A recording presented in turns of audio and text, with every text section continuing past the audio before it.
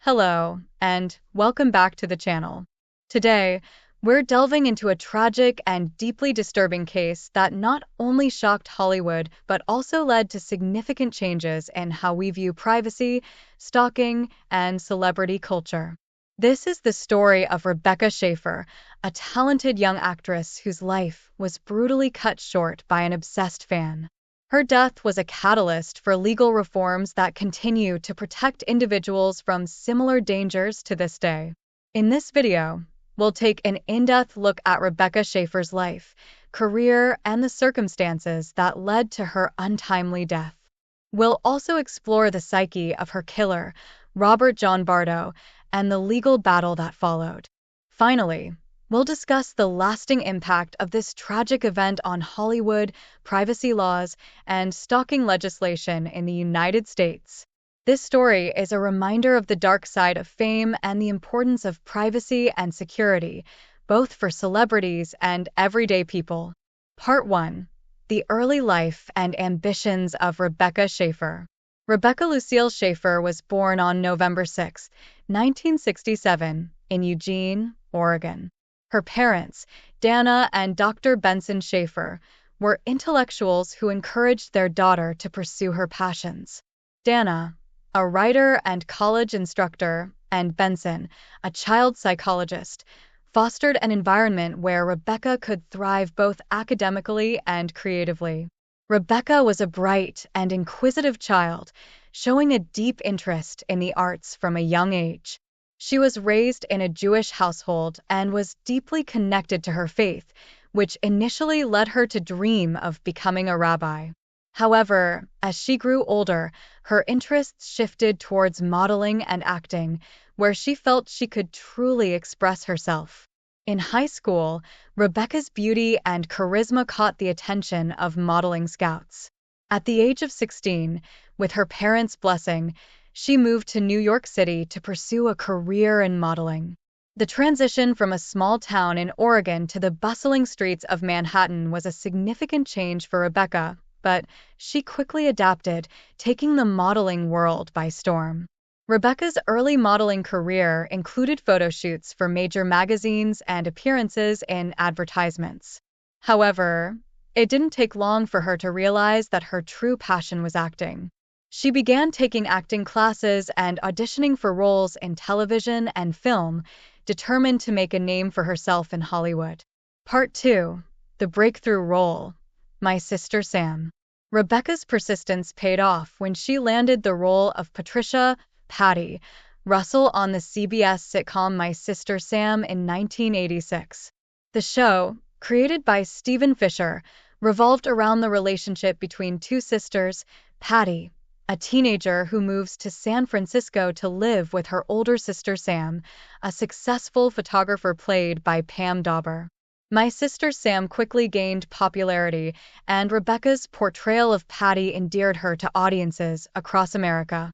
Her character was relatable and lovable, and Rebecca's natural charm and talent shone through in every episode.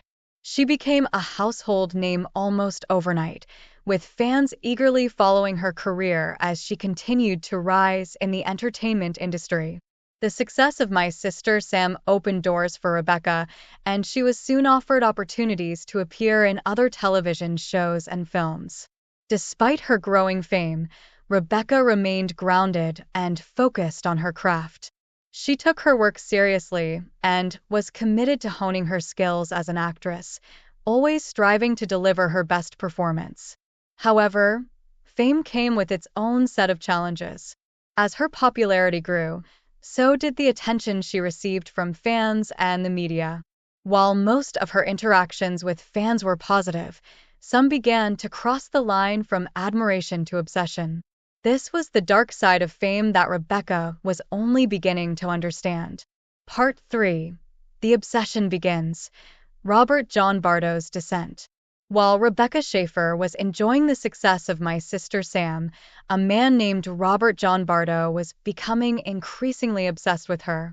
Bardo was born on January 2, 1970, in Tucson, Arizona, the youngest of 7 children in a deeply troubled family. His childhood was marked by instability, abuse, and neglect, and he struggled with severe mental health issues from an early age. Bardo's father was a non-commissioned officer in the U.S. Air Force, often absent due to his military duties, while his mother battled her own mental health problems. This left Bardo and his siblings in a chaotic and often abusive environment. Bardo exhibited signs of emotional and psychological instability early on, leading to multiple hospitalizations during his teenage years. He was diagnosed with bipolar disorder, a condition that contributed to his erratic behavior and mood swings. As Bardo grew older, he became increasingly isolated, retreating into a fantasy world where he fixated on celebrities. His obsession with famous figures was fueled by a desire for connection and validation, something he felt he lacked in his real life. Bardo's fantasies often involved him rescuing or protecting his idols, a delusion that made him feel powerful and important. In 1987, Bardo's obsession found a new focus, Rebecca Schaeffer. After seeing her on My Sister Sam, he became infatuated with her, convinced that she was the perfect embodiment of his fantasies. Bardo began writing Rebecca letters, expressing his admiration and love. Rebecca, known for her kindness and appreciation of her fans, responded to one of Bardo's letters with an autographed photo. This small gesture, meant to show appreciation, only served to fuel Bardo's delusions. Part 4. The Escalation. Bardo's attempts to reach Rebecca. As Bardo's obsession with Rebecca deepened, his behavior became more erratic and dangerous. He started to view Rebecca as a personal possession, someone who existed solely for his adoration. When he saw her in a love scene in the 1989 film Scenes from the Class Struggle in Beverly Hills, Bardo felt betrayed. He had idealized Rebecca as the pure and innocent girl next door, and seeing her in a sexual context shattered his fantasy. This betrayal, in Bardo's mind, justified his growing anger and resentment towards her. Determined to confront Rebecca, Bardo made several attempts to reach her. In 1987, he traveled to Los Angeles and tried to gain access to the Warner Brothers lot where My Sister Sam was filmed. He was turned away by security, but this did not deter him. Bardo began researching ways to find Rebecca's home address, eventually hiring a private investigator to assist him. At the time, there were few safeguards in place to protect personal information, and the investigator was able to obtain Rebecca's address from the California Department of Motor Vehicles, DMV, with ease. Armed with Rebecca's address, Bardo began planning his next move. He purchased a .357 Magnum revolver with the help of his brother and began preparing for what he believed would be a final confrontation with Rebecca. His obsession had reached a dangerous peak, and his mental state was rapidly deteriorating. In his mind, if he couldn't have Rebecca, no one else could. Part 5. The Tragic Day, July 18, 1989. On the morning of July 18, 1989, Robert John Bardo set his deadly plan into motion. He left Tucson, Arizona, and drove to West Hollywood, California, where Rebecca Schaeffer lived. Bardo carried with him a copy of The Catcher in the Rye, a novel famously associated with the murder of John Lennon, which he felt connected him to the world of notorious celebrity stalkers. Bardo arrived at Rebecca's apartment building at around 10:15 a.m. He rang the doorbell, and Rebecca, who was expecting a script delivery for an audition, answered the door. Bardo confronted her, holding up the letter and autographed photo she had sent him. He accused her of betraying him by appearing in a risque scene in her latest film. Rebecca, unaware of the danger she was in, politely tried to end the conversation, telling him she needed to get ready for an appointment. Bardo left, but the interaction only solidified his resolve. An hour later, Bardo returned to Rebecca's apartment.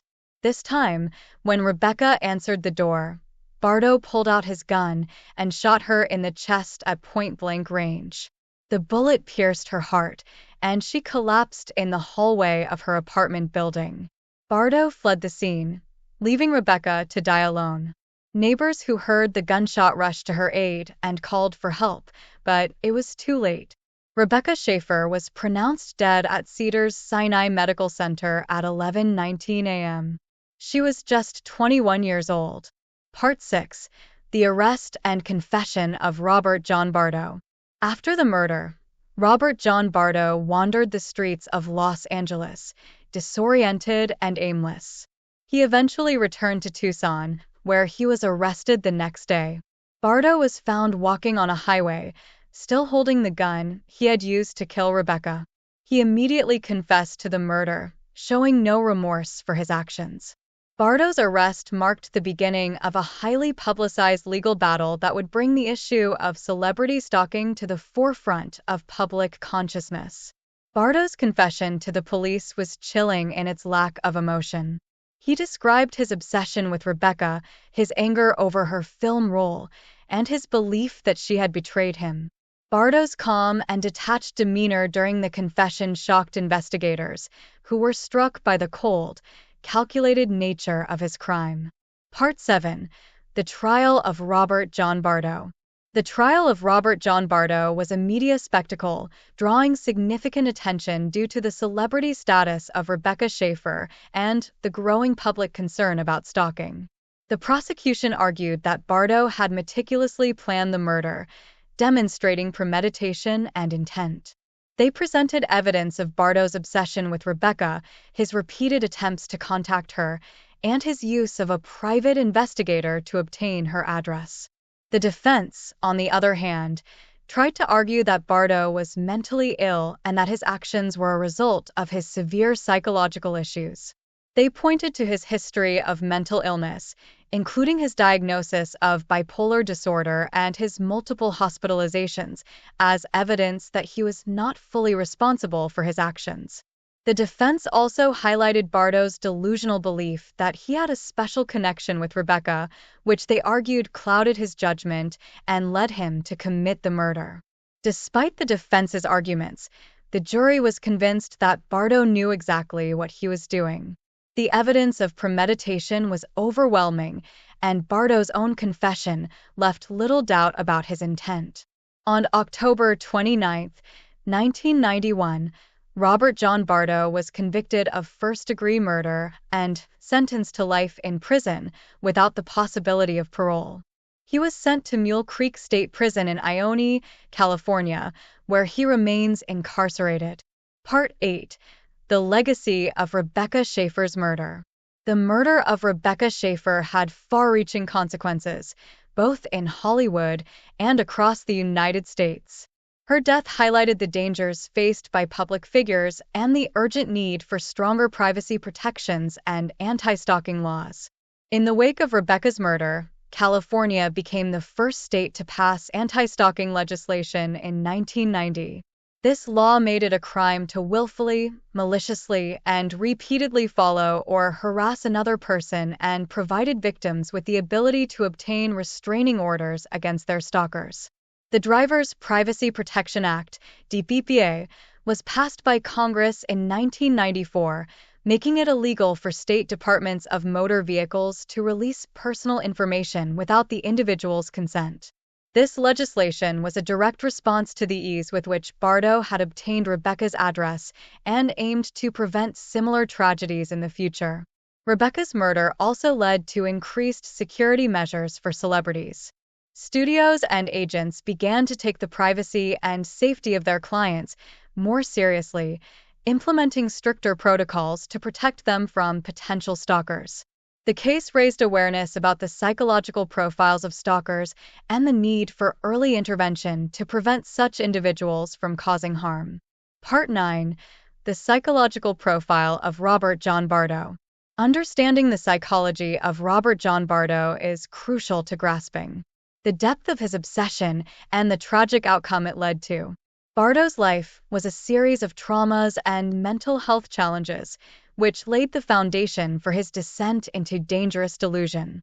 Bardo was a classic example of an erotomaniac stalker, someone who falsely believes that another person, usually a stranger, is in love with them. This delusion is often fueled by the stalker's misinterpretation of benign gestures or public personas. In Bardo's case, Rebecca Schaeffer's roles in film and television, along with her friendly interactions with fans, fed into his fantasies. His deteriorating mental health only exacerbated these fixations, making it impossible for him to distinguish between reality and his delusional world. Bardo's obsession was also marked by what psychologists call attachment pathology, where the stalker forms an unhealthy attachment to their victim. He viewed Rebecca not as a separate individual with her own life and agency, but as an extension of his own desires and fantasies. This detachment from reality and the inability to empathize with Rebecca's perspective made Bardo's fixation increasingly dangerous. Moreover, Bardo's psychological instability was compounded by his upbringing in a chaotic and abusive household. The neglect and abuse he experienced as a child left him with deep-seated feelings of inadequacy and worthlessness, which he tried to counteract through his obsessive attachments to celebrities. These figures, in his mind, represented the love and validation he desperately craved but never received in his real life. Throughout the trial, expert witnesses provided insights into Bardo's psychological state. They described him as suffering from severe personality disorders, including borderline personality disorder and schizotypal personality disorder. These conditions, characterized by unstable moods, distorted thinking, and difficulty forming healthy relationships, played a significant role in driving Bardo towards violence. Bardo's mental health issues were further aggravated by his lack of adequate treatment and support. Despite multiple hospitalizations and a clear need for ongoing psychiatric care, Bardo fell through the cracks of the mental health system. This failure to address his mental health needs allowed his delusions to fester and ultimately manifest in the tragic murder of Rebecca Schaeffer. Part 10. The Cultural Impact and Reflection on Celebrity Stalking.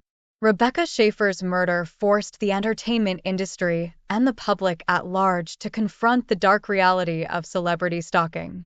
Her death was a wake-up call, revealing the vulnerability of public figures and the dangers posed by individuals with obsessive and violent tendencies.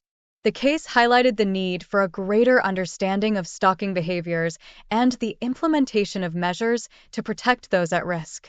In the years following Rebecca's death, Hollywood began to take the issue of stalking more seriously. Celebrities became more aware of the potential dangers associated with their fame, leading to increased security measures and a heightened sense of vigilance.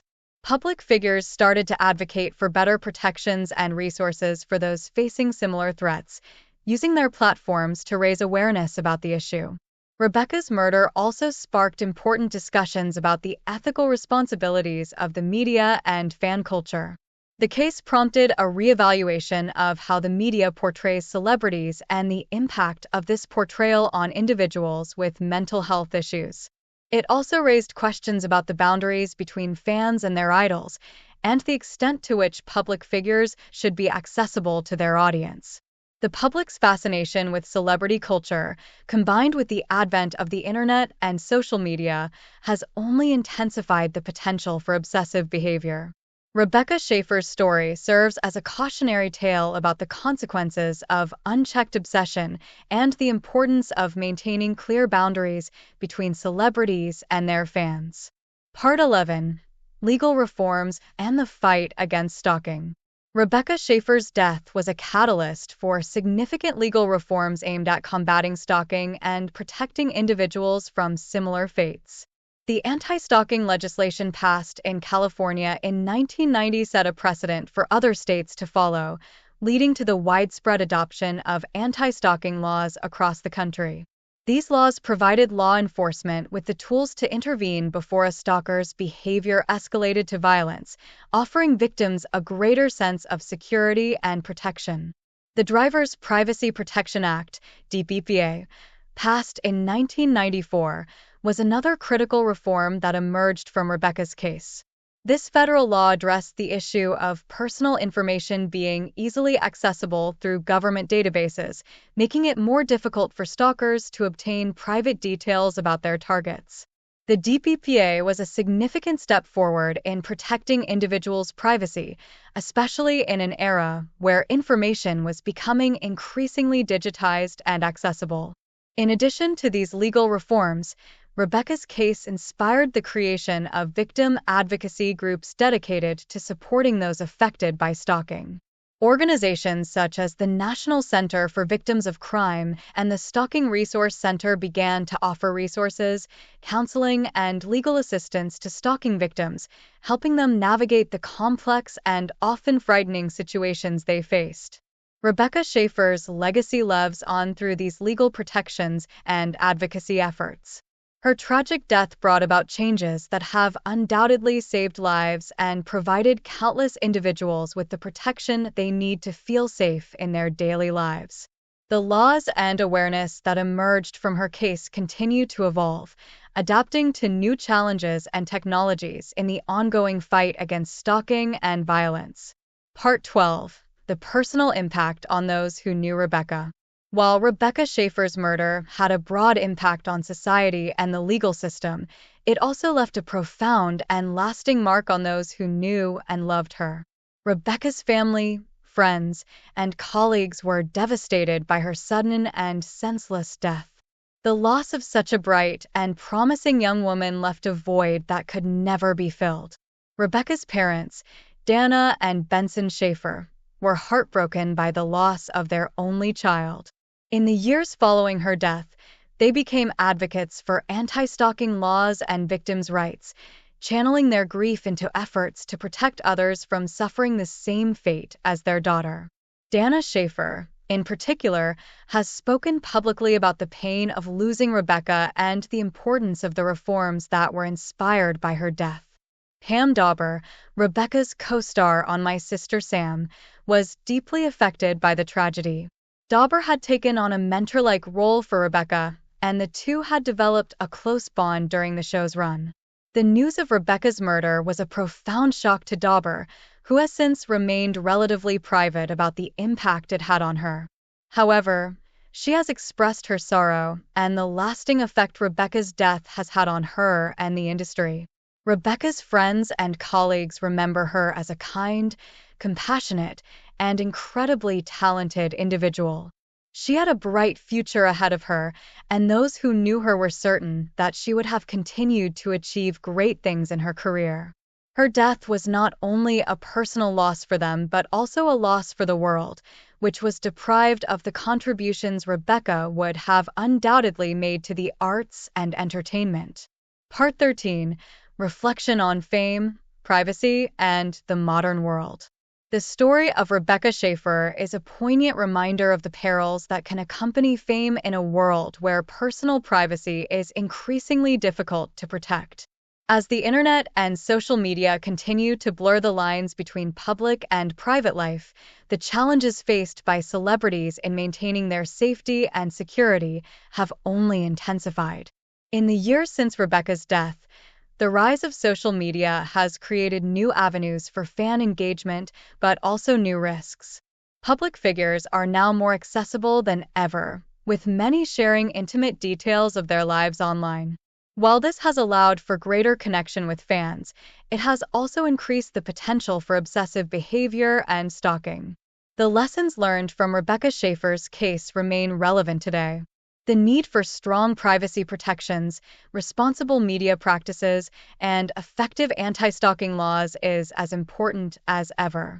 As we continue to navigate the complexities of fame in the digital age, Rebecca's story serves as a powerful reminder of the importance of safeguarding the privacy and security of individuals, whether they are celebrities or everyday people. Conclusion: remembering Rebecca Schaeffer. Rebecca Schaeffer was more than just a rising star. She was a daughter, a friend, and a talented young woman with a bright future ahead of her. Her life was tragically cut short by a disturbed individual who became dangerously obsessed with her. While her death was a heartbreaking loss, the impact of her story has been far-reaching, leading to important changes in how we address stalking and protect personal privacy. As we remember Rebecca Schaeffer, it's important to honor her memory by continuing to advocate for the safety and security of all individuals.